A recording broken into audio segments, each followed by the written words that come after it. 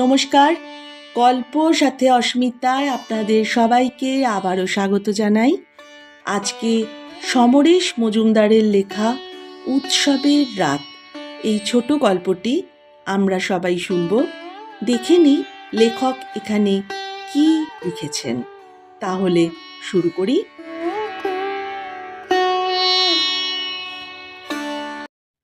এখনো অনেক কিছু পাবেন না প্রতিভা।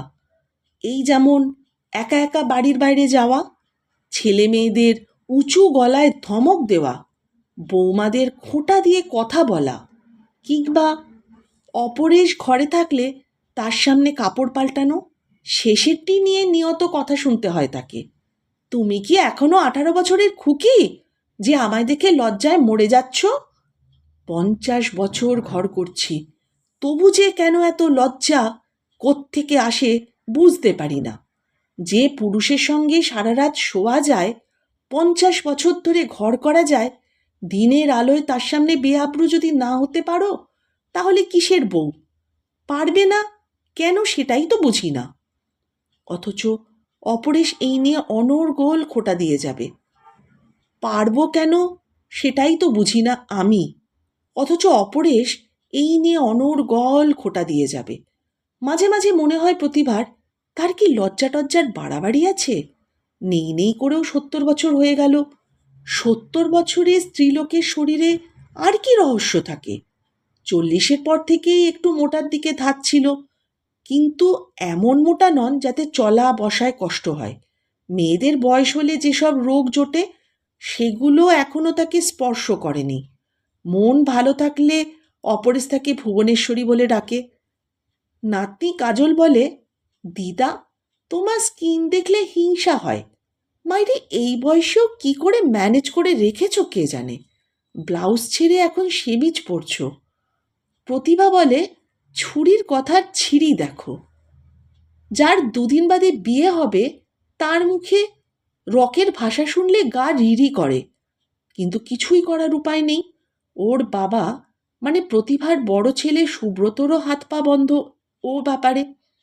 কাজল অপরেশের চোখের মণি, নাতনিকে কিছু বললেই দাদু কুরুক্ষেত্র বাঁধাবে। তা তেনারও তো 75 পেরিয়ে গেছে গত শ্রাবণে। গোল গাল, মোটাসোটা চেহারা, চশমা ছাড়াই কাগজ পড়ার চেষ্টা করেন মাঝে মাঝে। সারা জীবন নেশা ভাঙ করেননি। প্রতিভা ওর মুখে জর্দার গন্ধটা পান, কিন্তু সেটা আসে কোত্থেকে বুঝতে পারে না। কারণ সেবার প্রেসারে মাথা ঘুরে পড়ে যাওয়ার পর থেকে অপরেশের বাড়ির বাইরে যাওয়া নিষেধ। তা এই মানুষটার যদি এখনও শখ হয় 70 বছরের বুড়ির কাপড় ছাড়া দেখবে, তাহলে ভীমরতি ছাড়া আর কী বা বলা যায়। পুরুষ মানুষের বোধ হয় চিতায় না শোয়া পর্যন্ত ওই ভাবটা মরে না। ভগবান যৌবন কেড়ে নিয়েছে শরীর থেকে অনেক দিন, তবুও তার ছায়ায় রং বোলানোর চেষ্টা। যত বয়স হচ্ছে তত মুখের আগল থাকছে না। কিন্তু রাত্রে যখন শুতে যান প্রতিভা, তখন একটা হাত ওর গায়ের ওপর রেখে শিশুর মতো ঘুমোয় অপরেশ। আজ কিন্তু ব্যতিক্রম ঘটল। সকালবেলায় স্নান সেরে ঘরের দরজা ভিজিয়ে কাপড় ছাড়ছেন, এমন সময় তিনি এলেন। অথচ এই সময় সামনের বাগানে থাকার কথা অপরেশের। চমকে উঠে কাপড় চোপড় নিয়ে তিনি ঠাকুর ঘরে সেদিয়ে যাওয়ার সময় বুঝতে পারলেন আজ কথার হুল সইতে হবে। কিন্তু ঘরে যখন ফিরবে বলে চিরুনির জন্যে ঠিক করল, তখন অপরেশ ইজি চেয়ারে শরীর এলিয়ে কাগজ পড়ছে। তিনি ঘরে ঢুকেছেন তা নজরেই পড়েনি অপরেশের। খটকা লাগলো, এরকম তো হবার নয়। কাছে গিয়ে বললেন, আজ কোন দিকে সূর্য উঠেছে? গলার স্বর পেয়েই যেন চমকে উঠল অপরেশ। চকিতে কাগজটা ভাঁজ করে সন্ত্রস্ত চোখে তাকালেন তিনি। কি বলছো? কিছু বলছো? অমন করছো কেন? স্বামীর মুখের দিকে তাকিয়ে অবাক হয়ে গেলেন প্রতিভা। কই, কিছু তো না। স্নান হয়ে গেল তোমার? হ্যাঁ। তোমার শরীর ঠিক আছে তো? একটু একটু করে হাসি ফুটল অপরেশের মুখে। হা হা হা, না না, আমি ভালোই আছি। তোমার একথা মনে হলো কেন? প্রতিভার সন্দেহ তবু ঘুচল না। একটা কিছু যেন লুকোচ্ছে মানুষটা, কিন্তু কি সেটা? বললেন, 10টার মধ্যে মেয়েদের এসে যাওয়ার কথা। তো? প্রতিভা আর দাঁড়ালেন না। কতক্ষণ আর? চেপে রাখে। আজ অবধি তো কোনো কথা চেপে রাখতে পারেনি, তাই এটাও চেপে রাখতে পারবে না। আজ প্রচুর কাজ ছিল, এই নিয়ে থাকলে তার চলবে না। বারান্দায় পা দিতেই বড় বৌমা বলল, এ কি মা, আজকে নতুন শাড়ি পরলেন না? প্রতিভা হাসলেন। আর লজ্জা দিও না বাপু, 3 কাল গিয়ে 1 কালে ঠেকেছে। আর তোমরাও পারো সত্যি। ওর মুখটা লালচে হয়ে উঠেছিল। না, তা বললে শুনছি না মা। বৌদি এলে কি বলবেন? ঠিক আছে, সে হবে খন, বলল প্রতিভা। তোমরা কিন্তু তিলকে তাল করছো। কেউ যেন আর 50 বছর একসঙ্গে থাকে না, লোকে শুনলে কি বলবে? পাশ কাটাচ্ছিলেন প্রতিভা, কিন্তু ঠিক সেই মুহূর্তে কাজল উদয় হলো। এম্মা, দিদা, তুমি এখনো ঝি হয়ে আছো? উফ, তোমাকে নিয়ে আর পারি না। জানি না, সেদিন কাগজে বেরিয়েছে একটা কাপল 50 বছর একসঙ্গে থাকার পর ফের বিয়ে করছে। বিয়ে দিয়েছে ছেলে মেয়েরা। সেরকম একটা কিছু করলে তো দারুণ হবে। Grand idea. বড় নাতি সুব্রত চেঁচিয়ে উঠল, এটা আগে বলিসনি কেন রে? বেটার লেট দ্যান নেভার, এখনই করা যেতে পারে, কাজল হেসে বলল। তাহলে আমাদের ঠাকুরমশাইকে ডেকে আন। দিদা না বললে কিন্তু শুনছি না। সুব্রত এগিয়ে এসে 2 হাতে প্রতিভাকে জড়িয়ে ধরল আচমকা। আহ, মায়েরে তুমি কি নরম ঠাম্মা। প্রতিভার তখন হাঁসফাঁস অবস্থা। ছাড় ছাড়, উফ, কি দস্যি ছেলে রে বাবা। এই সময় বড় মেয়ে সুনিতা এসে গেল। 50ও হয়নি, কিন্তু এর মধ্যেই মাথার চুল প্রায় সাদাটে, পেটের গোলমালে খুব ভোগে, তাই জন্য একটু খিটখিটে স্বভাবের হয়ে গেছে। সঙ্গে 2 ছেলে আর ওর স্বামী সুখেন।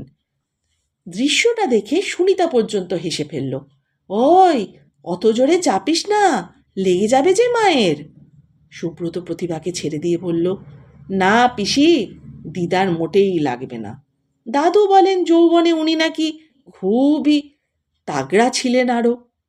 সঙ্গে সঙ্গে সমস্ত উঠোনটায় হাসির ফোয়ারা উঠল। প্রতিভা এমন অপ্রস্তুত যে পালিয়ে যাওয়ার পথ পান না। যেমন নাতি তেমন নাতনি, কারোরই মুখে কিছু আটকায় না। অপরেশই এদেরকে মাথায় তুলেছে। ছেলেমেয়েরা এরকম ছিল না। রান্নাঘরে তখন তুলকালাম কাণ্ড। ঠাকুর উনুন ধরিয়ে বসে আছে, জলখাবারের তরকারি কাটা হয়নি। এটা ছোট বৌমার দায়িত্ব। অন্যদিন যেমন তেমন, আজ সে বেচারা পেরে উঠছে না। বছর 4 বিয়ে হয়েছে, এখনো পেটে কিছু আসেনি। কাজকর্ম যা কিছু বিয়ের পর প্রতিভাই শিখিয়েছে। বলেছিলেন, ঠাকুর চাকর যতই থাক, যে মেয়ে স্বামীর মনের মতো খাবার তৈরি করতে পারে না, সে কিন্তু কখনো ভালো স্ত্রী নয়। বুঝলে ছোট বৌমা? প্রতিভা বলেছিল, তুমি সবচেয়ে ছোট, তাই আমার খুব আদরের ছোট বউ। হঠাৎ রান্নাঘরে প্রতিভা ঢুকতেই ছোট বৌমা কোথা থেকে এসে বলে, সে কি মা, আজকে আপনি কোনো কাজ করবেন না? ছি ছি, আমার এই তো হয়ে গেল, আমি এসে পড়েছি। প্রতিভা দ্বিতীয় বটিটা টেনে নিলেন। পাকামি করো না তো আর, এত লোকে খাবে, তুমি ছেলে মানুষ, একা কি করে পারবে শুনি? কিন্তু প্রতিভার পক্ষে তরকারি কাটা বেশিক্ষণ সম্ভব হলো না। সুপ্রিয়া ওর স্বামীকে সঙ্গে নিয়ে এসে হইচই বাঁধিয়ে দিল। এ কি বৌদি, তুমি আজও মাকে খাটাচ্ছ? গলা শুনে বড় বৌমা ছুটে এলো। ও মা, এ আপনি কি করছেন? চেঁচামেচি শুনে বড় ছেলে ধীরেন বারান্দায় নেমে এলো। ছি ছি, তোমরা কি, বাড়িতে এতগুলো বউ মেয়ে আর মাকে আজকের দিনে হেসেলে ঢুকতে হচ্ছে? তোমাদের লজ্জিত হওয়া উচিত। এই কাজল, দিনকে দিন ধিঙ্গি হচ্ছিস, যা রান্নাঘরে যা, একটু সাহায্য কর তো সকলকে। কাজলের গলা শোনা গেল, দিদাই তো আমাকে ঢুকতে মানা করেছে ওখানে, তুমি খামোকা আমাকে কেন দোষ দিচ্ছ বাবা? ছোট ছেলে প্রাণেশ নিজের বউয়ের উদ্দেশ্যে চেঁচালো, মাত্র এই কটা লোকের খাবার, তাতেও যদি মায়ের সাহায্য নিতে হয়, তাহলে তো ভাই বলার কিছু নেই। তোমরা বউগুলো করছোটা কি? ব্যাপারটা এমন হচপচে হয়ে গেল যে ছোট বউ হাঁটুতে চোখ রাখল। প্রতিভা কি করবেন বুঝতে পারলেন না। তারপর ছোট বউয়ের কাঁধে হাত রেখে নিচু গলায় বললেন, একটা কথা বলি ছোট, পুরুষ মানুষের কথা এক কান দিয়ে শুনে অন্য কান দিয়ে বের করে দেবে। ওদের কথায় শুধু হুলই থাকে, কিন্তু সে হুলে বিষ থাকে না। ওদের কথা শুনে কাঁদলে কেমন যেন বোকামে বোকামে মনে হয়। বুঝলে আমার মিষ্টি ছোট বৌমা? বড় বৌমা পাশে এসে বসল। আজকের দিনে মন খারাপ করিস না ছোট, ওদের কথাই ওই রকম। আর আপনিও কিছু মনে করবেন না মা, একটা দিন কাজ না করলে কী বা হয়। অতএব প্রতিভাকে উঠতেই হলো। বাইরে বেরিয়ে আসতেই দুই ছেলে নিশ্চিন্ত হয়ে ঘরে ফিরে গেল জামাইদের নিয়ে। কাজল বলল, তোমার জন্যে খামোখা বাবার কাছে বকুনি খেলাম দিদান। প্রতিভা বলল, আহা হা হা, মাখনের পুতুল, গলে গেল। বলার ভঙ্গি দেখে কাজল পর্যন্ত হেসে উঠল। সুপ্রিয়া এগিয়ে এসে বলল, এ কি মা, তুমি আজ নতুন শাড়ি পরনি? সুনিতা মায়ের দিকে তাকিয়ে বলল, রান্নাঘরে কেন ঢুকেছিলে? তোমরা এই বউগুলো আছো কি জন্য? আজকের দিনে মাকে পুরনো কাপড় পরিয়ে রেখেছ? প্রতিভা বলে উঠলেন, আরে কি তোরা যা তা বলছিস? বৌমা তো বলেছিল, আমি রাজি হইনি। এই বুড়ো বয়সে এমন আদেখলেপনা ভালো লাগে বলতো? কি যা তা বলছো মা? সুনিতা প্রতিবাদ করল। স্বামী স্ত্রী 50 বছর একসঙ্গে আছো, এরকম ঘটনা চোখে পড়ে? আমাদের মতন ভাগ্যবান আর কে আছে বলো? এরকম দিনে আমরা একটু আনন্দ করব না?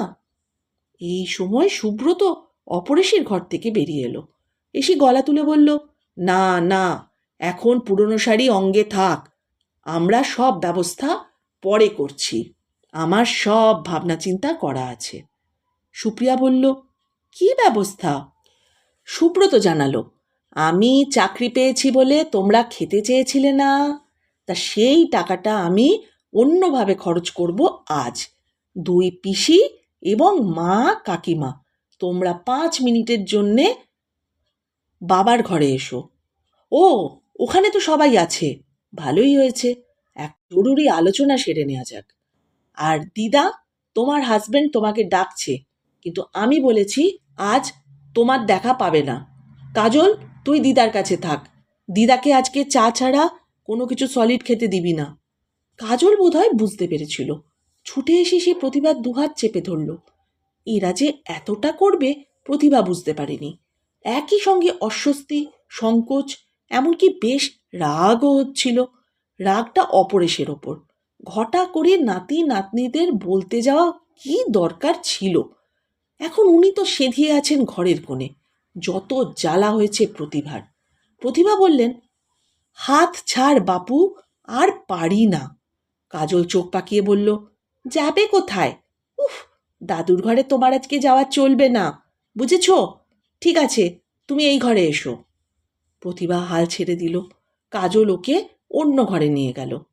ইস, কি নোংরা করে রেখেছিস রে তোরা ঘরটাকে।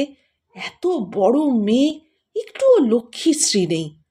তোমাদের মতো অত পিটপিটুনি আমার ভালো লাগে না বাবা। তাই বলে বাসি শাড়ি পেটিকোট চারধারে ছড়িয়ে রাখবি? বইগুলোর কি দশা দেখ। ঠিক আছে, দশা তো দশা, তুমি এখানে চুপ করে বসো তো। কাজল দ্রুত হাতে বিছানাটা ঠিক করে বলল, তোমার বিয়ের বেনারসিটা এখনো তোলা আছে। সঙ্গে সঙ্গে সমস্ত জল যেন বরফ হয়ে গেল। প্রতিবার নিঃশ্বাস নিতে কষ্ট হচ্ছিল। কাজল সেদিকে লক্ষ্য না করে বলল, ঠিক আছে, না থাকলে ম্যানেজ হয়ে যাবে। তুমি তুমি এক কাজ করো, এখান থেকে নড়ো না, আমি ওদিকে কি হচ্ছে একটু দেখে এক্ষুনি আসবো। কাজল বেরিয়ে যাওয়ার পর প্রতিভা খানিকক্ষণ চুপচাপ বসে থাকলো। ওর বুকের ভেতরটা যেন একটা চাপা কষ্ট বা একটা ওজন বাড়াচ্ছিল। এ কি গেরোতে পড়লেন তিনি? 50 বছর পর এদের খেলার সামগ্রী হতে হলো। হ্যাঁ, বেনারসিটা তো এখনো যত্ন করে তোলাই আছে। 50 বছর আগে যেটা পরে তিনি অপরেশের সঙ্গে ট্রেনে উঠেছিলেন। কিন্তু বুকের মধ্যে উথাল পাথাল শুরু হলো প্রতিভার। এই ঘরে বেশিক্ষণ বসতে পারলেন না তিনি। পা টিপে টিপে দরজার কাছে এসে দেখলেন বারান্দা কিংবা উঠোন ফাঁকা। ওরা বোধহয় এখন অন্য ঘরে জমায়েত হয়েছে। বারান্দা পেরিয়ে নিজেদের ঘরে চলে এলেন প্রতিভা। নিজের বাড়ি, নিজের বারান্দা, তবু হাঁটতে যেন অস্বস্তি হচ্ছে। দরজায় দাঁড়িয়ে দেখলেন অপরেশ বিছানায় টান টান হয়ে শুয়ে আছে, চোখ বোজা। বুকের ওপর খবরের কাগজটা ভাঁজ খোলা হয়ে পড়ে রয়েছে। শিলা ছাড়া তীরের মতো ছিটকে এলেন প্রতিভা। অপরেশের মুখের সামনে এসে চাপা গলায় বললেন, এসব কি করছো তুমি? চমকে উঠেছিলেন অপরেশ। খবরের কাগজটা পড়ে যাচ্ছিল, ধরে ফেললেন। তারপর দু চোখে প্রশ্ন করলেন, কি কি হয়েছে? শুভুকে তুমি লেলিয়ে দিয়েছ? আরে, ওই নিজে থেকে সব করছে, নিজেই বলেছে। কিন্তু তুমি কেন রাজি হলে? ওটা হওয়া দরকার ছিল। অপরেশের গলা একদম পরিষ্কার। দরকার? এতদিন এই দরকারি কথাটা মনে ছিল না তোমার? ছিল, কিন্তু গুরুত্ব দিইনি। তার মানে বুড়ো বয়সে তোমার পাপবোধ হলো? প্রতিভার গলাটা ধরে গেল। অপরেশ উঠে বসলেন। না, পাপ আমি কখনো করিনি প্রতিভা। প্রায়শ্চিত্তের কোনো প্রশ্ন তাই নেই। তুমি এই ব্যাপার নিয়ে এত উত্তেজিত হচ্ছ কেন? প্রতিভার চোখে জল। ভেজা গলায় কি যেন একটা বললেন। 50 বছর আগের আজকের রাত্রে কি বলেছিলে? ভুলে গেলে? না, ভুলিনি। প্রভা, 50 বছরে এমন একটা দিনের কথা বলতে পারো যেদিন আমি তোমায় অসম্মান করেছি? অপরেশ কাতর গলায় প্রশ্ন করলেন। প্রতিভা জবাব দিলেন না, কিন্তু তার দু চোখের ধারা বন্ধ হচ্ছিল না। অপরেশ নিচু গলায় বললেন, ওরা যা করছে করতে দাও। সঙ্গে সঙ্গে প্রতিভা মুখ তুললেন। বুড়ো বয়সে টোপর পড়ার খুব শখ হয়েছে না? লজ্জার মাথা খেয়েছ তুমি? অপরেশ এবার হাসলেন। এ কথাই যদি বলো, তো আমাদের এমন একটা বয়স যখন লজ্জা ঘেন্না থাকার কথা নয়, আর কখনো তো টোপর পড়িনি, তাই আজ যদি নাতি নাতনি ওটা পড়ায়, তার একটু লোভ হয় বই কি। প্রতিভা কিছুক্ষণ শূন্য চোখে অপরেশের দিকে তাকিয়ে থাকল। তারপর অদ্ভুত নিস্তেজ গলায় বলল, আমার ভয় করছে। কেন? ভয় কেন করছে? সব যদি ভেঙে পড়ে? কিছুই ভাঙবে না। স্রোতের সঙ্গে ভেসে চলো প্রতিভা। ভাসতে ভাসতে দেখবে কিছু না কিছু গায়ে এসে ঠেকবে। সেটুকুই লাভ। সেটা তো নোংরাও হতে পারে, নাও তো হতে পারে। যাই বলো, আমার মন মানছে না। এতদিন ধরে তিল তিল করে এই সংসারটাকে আমি সাজালাম। আজ যদি কিছু হয়? কিচ্ছু হবে না। অপরেশ যেন নিশ্চিন্ত। প্রতিভা ওর দিকে একটু অবাক হয়ে তাকালেন। কি সাংঘাতিক কনফিডেন্স লোকটার! মানুষটার কোনো তাপ উত্তাপ নেই। প্রতিভা এবার সত্যি কথাটা বললেন। ওরা ছেলে মানুষই করছে, আর তুমি তাতে সায় দিচ্ছ। আমি কিন্তু দিতে পারবো না। প্রভা! এবার অপরেশ একটু বিচলিত। হ্যাঁ, এটাই আমার শেষ কথা। আমি পারবো না। 50 বছরেও কি সেই রাতটাকে তুমি ভুলতে পারলে না প্রভা? ভুলে গেছিলাম।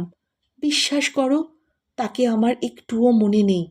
একবার হয়তো দেখেছিলাম, কিন্তু আজ মুখটাকেও মনে করতে পারবো না। কিন্তু বিয়ের আসরটাকে, প্রভা, তুমি তোমার 4 ছেলেমেয়ের বিয়ে দিয়েছ। দিয়েছি। তুমি কি আমাকে একবারটির জন্য ওদের বিয়ের আসরে যেতে দেখেছ? অপরেশ কিছুক্ষণ শূন্য দৃষ্টিতে প্রতিভার দিকে তাকিয়ে থাকলো। ক্রমশ ওর মুখ কালো হয়ে আসছিল। মাথা নিচু করে বলল, ভেবেছিলাম তুমি সব ভুলে গেছো প্রভা। প্রতিভা কি করে বোঝায়? ওটা একটা কাটা দাগের মতো। কবে রক্ত পড়েছিল, জ্বালা করেছিল, এখন শুধু শরীরের দাগ রয়ে গেছে মাত্র। কিন্তু তা নিয়ে মাথা ঘামালে নয়। সময়ে সেটা মিলিয়ে যেতে যেতে যেটুকু রয়ে গেছে সেটুকু ভুলেও চোখে পড়ার কথা নয়। কেউ যদি মোটা আঙুল দেয়, সেই দাগে বোলায়, তখনই হয়তো জ্বালা কিংবা রক্ত, নয়তো কিছু একটা অনুভূতি ফিরে আসে। এও ঠিক সেরকম। খবরের কাগজটাকে ভাঁজ করে অপরেশ বলল, আমি তোমাকে কোনোদিন শাসন করিনি প্রভা, কোনোদিন জোর করে কিছু চাপিয়েও দিইনি। কিন্তু আজ আমি বলছি, নাতি নাতনিরা যা করছে তাই হোক, তুমি বাধা দিও না। এতদিনে নিজের ওপর বিশ্বাস হারালে তুমি? এতদিনে মুক্ত হলাম প্রভা। মুক্ত মানে? সব মানে জানতে চেও না প্রভা। আমরা তো জীবনের 95 ভাগ শেষ করে এসেছি। এখন ঈশ্বর ছাড়া কারো কাছে কৈফিয়ত দেবার কথা নয়। কিন্তু ওই 5 ভাগের জন্য মানুষকে আমাদের প্রয়োজন হচ্ছে। ওদের খেলা যদি আমাদের মুক্ত করে, সেটুকুই আমাদের লাভ। কি মুক্তি বলছো? আমি কি তোমাকে জোর করে বেঁধে রেখেছি? ছি প্রভা, তুমি অবুঝ হচ্ছ। অবুঝ হয়েও না। ঠিক এই সময় উঠোনে ওদের কথাবার্তা শোনা গেল। প্রতিভা একটু যেন হকচকিয়ে গেল। বাইরে কাজলের গলা পাওয়া গেল। দিদা, দিদা কোথায় গেল? প্রতিভা চাপা গলায় বলল, এখনই চেঁচামেচি শুরু করবে। ঠিক বালিকার মতো প্রতিভা দ্রুত পাশের ঠাকুরঘরে ঢুকে দরজা বন্ধ করে দিল। প্রায় সঙ্গে সঙ্গেই কাজল এসে দরজায় ধাক্কা। তারপর বড় বউ পা ফেলে এসে অপরেশের সামনে দাঁড়ালো। বলল, মা এই ঘরে এসেছিল, তাই না বাবা? অপরেশ বলল, ও কি এলো? ও কি এলো না বোঝাই গেল না। অপরেশ নাতনির হাত ধরল। ততক্ষণে কাজল ঢুকেছে। ইস মাগো, একটুও লজ্জা নেই, বিয়ের নামেই গান গাওয়া হচ্ছে। তবে বিয়ের পাত্রী যদি বদলে যেত তাহলে আরও নির্লজ্জ হতে পারতাম। থাক, অনেক হয়েছে। আচ্ছা, তোমাকে বাবা কাকা পিসারা এত ভয় পায় কেন? আরেকটা নাম বললি না তো। কে? হ্যাঁ, দিদাও। শোনো, আমরা সবাই মিলে ঠিক করেছি আজ সন্ধ্যাবেলায় তোমাদের সুবর্ণ জয়ন্তী বিবাহ পালন করা হবে। ঠিক আছে? ধীরে ধীরে সন্ধ্যা হলো। গোটা বাড়িতে লোক জমজমাট, খাওয়া দাওয়া, এবং কাজলরা মালা বদলের ব্যবস্থা করেছে। সেই মালা বদল করলেন প্রতিভা আর অপরেশ। কিন্তু সেই মালা বদল করার মুহূর্তে চেতনা হারালেন প্রতিভা। ডাক্তার ডাকা হলো। প্রতিভার যখন জ্ঞান এলো তখন প্রতিভা বিছানায় শুয়ে। চেতনা আসার পর ধীরে ধীরে উঠে দাঁড়ালেন প্রতিভা। বললেন, আলোটা নিভিয়ে দাও, বড় রাত হয়েছে, ঘুম পাচ্ছে। ঘরে যারা ছিল তারা আস্তে আস্তে বেরিয়ে গেল। অপরেশের গলায় কিছু আটকালো। বলল, প্রভা। প্রতিভার চিবুক আকস্মাৎ বুকে গিয়ে ঠেকল। তুমি খুশি হয়েছ তো? আমি খুশি হয়েছি, তুমি হওনি? হ্যাঁ, আমিও হয়েছি। তুমি খুশি হলেই তো আমি খুশি হব। প্রতিভার গলা থেকে মালা খুলে টেবিলে রাখলেন। তারপর ওপাশের আলনা থেকে আটপৌড়ে শাড়িটাকে নিয়ে পাশের ঘরে যেতে গিয়ে থমকে দাঁড়িয়ে কি একটা ভাবলেন। অপরেশ স্ত্রীর দিকে তাকিয়েছিলেন। যে ঘটনাটা কখনো ঘটেনি এখন তাই ঘটল। এই ঘরে ওর সামনে দাঁড়িয়ে প্রতিভা শাড়ি পাল্টাচ্ছে। নিজের কাছেই অস্বস্তিকর মনে হলো অপরেশের। তিনি তিনি যেন লক্ষ্য করছেন না, এমন ভাব করে পাঞ্জাবি খুলে বিছানায় শরীরটা এলিয়ে দিলেন। এখন টুকিটাকি কাজ সারছে প্রতিভা, রোজই যেমন করে। অপরেশ টান টান শুয়ে ফুলের গন্ধ পেলেন। নিঃশ্বাস ভারী হয়ে আসছে।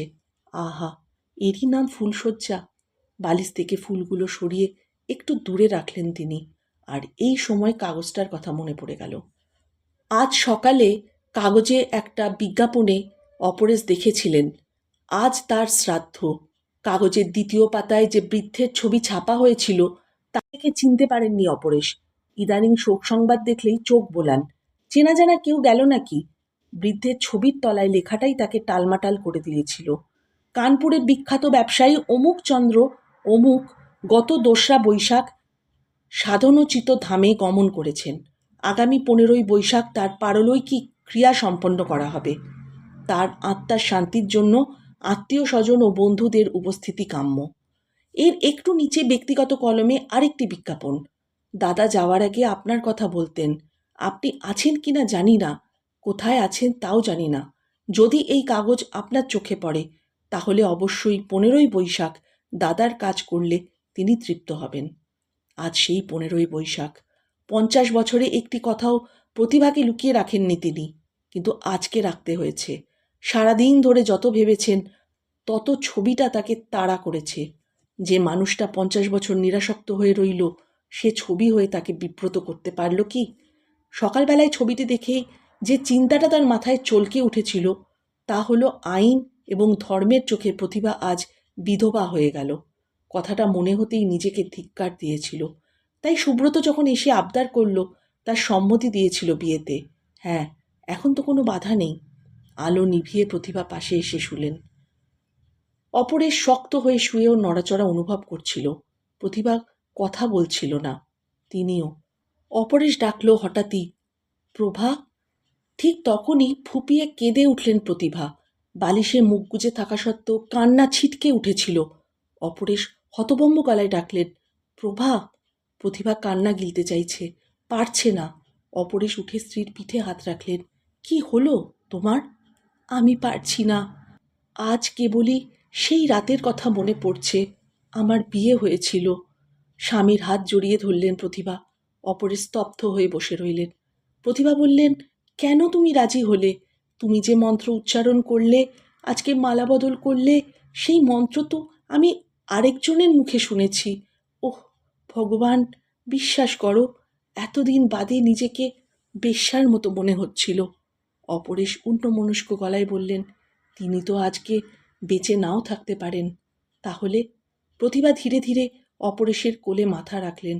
তারপর কেমন করুণ গলায় বললেন, দেখো, আমার হাত দেখো, আজ আমি নতুন শাখা, নতুন নোয়া পড়েছি। অপরেশ নিজেকে সংবরণ করলেন। না, সেই মৃত্যুর খবরটা কিছুতেই প্রভাকে দেব না।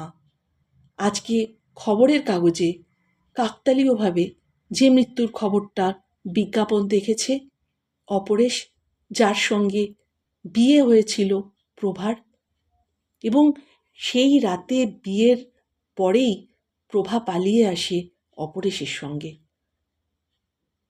অপরেশ সস্নেহে বললেন, তুমি খুব সরল প্রভা, তুমি নিজেকে সংবরণ করো। তুমি কেন কাঁদছো প্রভা? কেঁদো না, আমি তো আছি তোমার পাশে। যে আজ এত বছরেও তোমার কাছে আসেনি, তার কথা ভেবে কেন কষ্ট পাচ্ছ? প্রভা বলল কাঁদো কাঁদো গলায়, জানি এরকম কান্না বোকামি, আর কাঁদবো না। দেখো, 50 বছরের পুরনো নোয়াটাকে আজ যে গঙ্গায় ফেলে দিলাম। না, আর কাঁদবো না, কোনোদিনও কাঁদবো না। কেমন লাগলো আপনাদের অবশ্যই জানিয়ে যাবেন, তাতে আমার ভালো লাগবে। আর সবাই খুব ভালো থাকবেন। নমস্কার।